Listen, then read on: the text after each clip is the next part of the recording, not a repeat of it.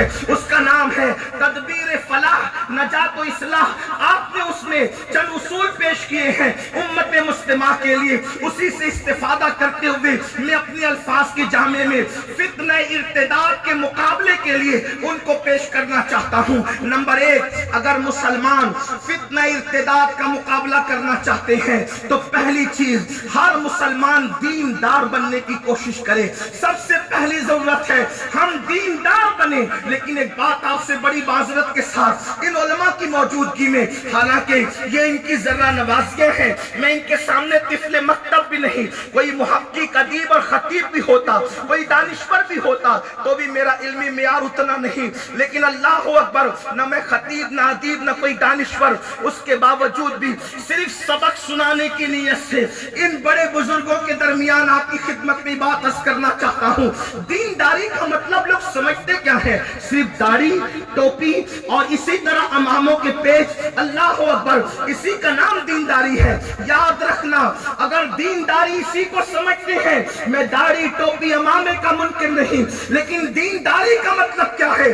اللہ اکبر، دینداری made in India دینداری نہیں، بلکہ دینداری وہ ہے جو صفا کے چبوترے سے مصطفیٰ جان رحمت صلی اللہ علیہ وسلم نے عطا فرمایا تھا۔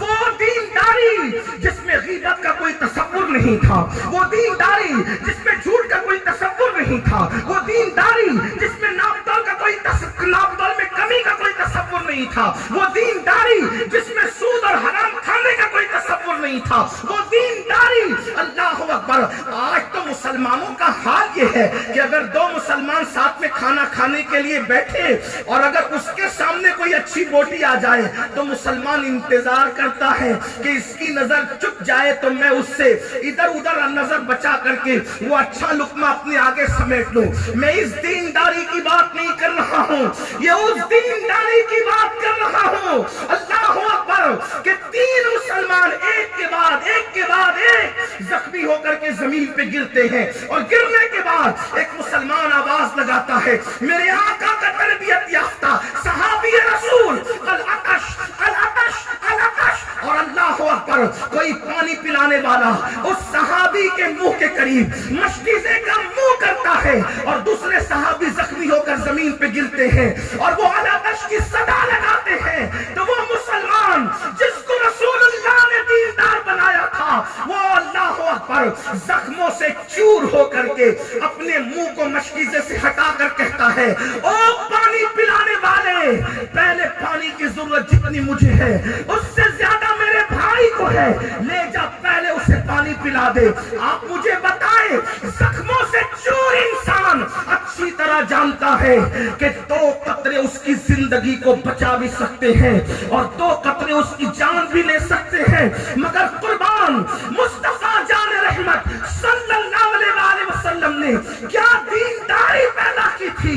دین کیا ہے؟ میرے آقا فرماتے ہیں، الدین النصیحہ، دین خیر خواہی کا نام ہے، دین بھلا چاہنے کا نام ہے۔ اللہ اکبر، وہ اپنا منہ ہٹا کر کہتے ہیں، پہلے میرے اس بھائی کو پلا دے۔ جب پانی پلانے والا اس زخمی کے پاس جاتا ہے تو تیسرا زخمی زمین پہ گر کے کہتا ہے، العطش العطش، اور اس کے بعد اللہ اکبر، تاریخ کے نقوش موجود ہے، تاریخ کے انمٹ نقوش موجود ہے کہ جب تیسرے مجاہد جب زمین پہ گرتے ہیں تو دوسرا کہتا ہے، او پانی پلانے والے، مجھ سے زیادہ ضرورت میرے اس بھائی کو ہے، لے جا پہلے اسے پانی پلا دے۔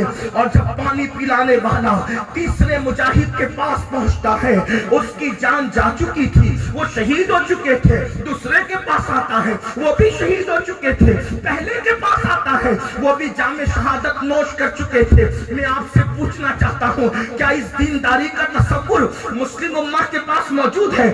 اللہ اکبر، آج تو حال یہ ہے، اللہ کسی مسلمان بھائی کی خیر خواہی تو دور کی بات، بلکہ اللہ اکبر سگے بھائی کا بھی اچھا نہیں دیکھ پاتے ہیں، سگے بھائی سے بھی حسد ہے، سگے بھائی سے بھی جلن ہے، اس کا کاروبار اچھا چل رہا ہے تو یہ بے چین ہے، یہ بے قرار برقرار ہے, اس کو بیٹے ہی بیٹے پیدا ہو رہے ہیں تو بھی اس کی تڑپ ہے. مجھے بتاؤ مسلمانوں, ان حالات میں ہم کس طریقے سے چیلنجز کا مقابلہ کر سکتے ہیں؟ تو سب سے پہلی چیز دیندار بنو. اللہ اکبر. دینداری وہی جو مصطفیٰ جان رحمت صلی اللہ علیہ وآلہ وسلم نے عطا کی تھی. اس پر بہت گفتگو ہو سکتی ہے لیکن میں اسی پر اکتفا کرتے ہوئے, دینداری, اپنے بچوں کو دین سکھاؤ, اپنی بچیوں کو دین سکھاؤ. ایک بات آپ سے عرض کروں, دین اپنا اتنا خوبصورت ہے, اتنا خوبصورت ہے ہمارا دین, صرف مسئلہ یہ ہے مسائل پتہ نہیں, دین پتہ نہیں. مثال کے طور پر ایک بات, آج چینل پر بیٹھ کر کے بھونکنے والے بھونکتے ہیں اسلام میں 4 بیویوں کا حکم ہے, 4 بیویوں کا حکم ہے, 4 بیویوں کا. عورتیں اس پہ جذباتی ہوتی ہیں, اس پہ عورتیں جذبات. اول چیز تو کوئی مائی کا لال دکھا نہیں سکتا کہ اسلام میں 4 بیویوں کا حکم ہے. ہمارا چیلنج ہے, جھوٹ ہے, دجل ہے, فریب ہے. اسلام میں کوئی 4 بیویوں کا حکم نہیں. اسلام میں حکم نہیں ہے, اجازت ہے. اگر حکم ہوتا تو یہ مسواک کرنے والے علماء ان کی ایک ایک بیویاں کیوں ہوتی؟ حکم ہوتا تو یہ نمک چکھنے والے علماء ان کی ایک ایک بیویاں کیوں ہوتی؟ ان کی بھی 4 ہوتی. حکم نہیں ہے, حکم الگ چیز ہے, اجازت الگ چیز ہے. اسلام میں 4 بیویوں کا حکم نہیں ہے, اجازت ہے. اچھا پھر اجازت بھی کیوں ہے؟ تو قرآن کہتا ہے فَانْكِحُوا مَا طَابَ لَكُم مِّنَ النِّسَاءِ مَثْنَىٰ وَثُلَاثَ وَرُبَاعَ. لیکن آگے قرآن کیا کہہ رہا ہے؟ فَإِنْ خِفْتُمْ أَلَّا تَعْدِلُوا فَوَاحِدَةً. ان عورتوں سے نکاح کرو جو تمہیں پسند آئے, 2 3 4. اور اگر ان کے درمیان انصاف نہ کر سکو تو ایک ہی کرنا. ٹھیک, اب آپ سے پوچھنا چاہتا ہوں, پھر یہ سوال ہوتا ہے ٹی وی چینلوں پر 4 کیوں, 4 کیوں, عورتوں پہ ظلم ہے 4 کیوں. اور ڈیبیٹ میں ان کو لا کر کے بٹھاتے ہیں جن جاہلوں کو مبادیات کا علم نہیں. ہمارے محققین کو تھوڑی بٹھاتے ہیں, ہمارے محققین کو جس دن بٹھاؤ گے انشاءاللہ اس دن دھول نہ چٹا دے تو پھر لیکن توجہ فرمائیں, غور کریں, 4 کا پھر 4 کی اجازت کیوں؟ تو بیک گراؤنڈ سمجھنے کی ضرورت ہے. آپ بدگمان ہوتے ہیں, پڑھے لکھے نوجوان بدگمان ہوتے ہیں, بیٹیاں بدگمان ہوتی ہیں. میری آواز پہنچ رہی ہے تو میں آپ سے کہنا چاہتا ہوں, اسلام نے 4 کی اجازت دے کے عورت پہ ظلم کیا نہیں. تو 4 کا بیک گراؤنڈ کیا ہے, پس منظر کیا ہے, آپ سنیں, اس کو غور کریں. خواتین موجود ہیں, ان کی بھی توجہ. 4 کی اجازت دے کر اسلام میں عورت پر ظلم کرنے کی بجائے عورت کو ظلم سے بچا لیا, کیونکہ یہ آیت کریمہ اس ماحول میں نازل ہوئی جہاں نکاح کرنے کے حوالے سے عورتوں کی کوئی قید نہیں تھی. کسی کی 100 بیویاں تھی, کسی کی 50 تھی, کسی کی 30 تھی, کسی کی 500 تھی, کسی کی 900 تھی, کسی کی 700 تھی, یعنی کوئی حد نہیں تھی. اسلام اس دور میں آیا ہے, قرآن اس دور میں نازل ہوا ہے جب شادیاں کرنے کے لیے کوئی قید نہیں تھی. کوئی 900 کرنا چاہے تو کر سکتا تھا, 500 کرنا چاہے تو کر سکتا تھا, 700 کرنا چاہے تو کر سکتا تھا. اسلام آیا اور ان لاتعداد بیویوں کو رکھنے سے منع کر کے کہا اتنی ساری نہیں رکھ سکتے, اگر تمہیں پسند آئے تو تمہاری حد متعین کی جا رہی ہے. مثنیٰ وثلاث ورباع, زیادہ سے زیادہ 4 کر سکتے ہو, اس سے زیادہ نہیں کر سکتے. اور اگر انصاف نہ کر سکو تو پھر ایک ہی پہ اکتفا کرو. بتاؤ یہ عورت پر ظلم ہے یا عورت پہ احسان؟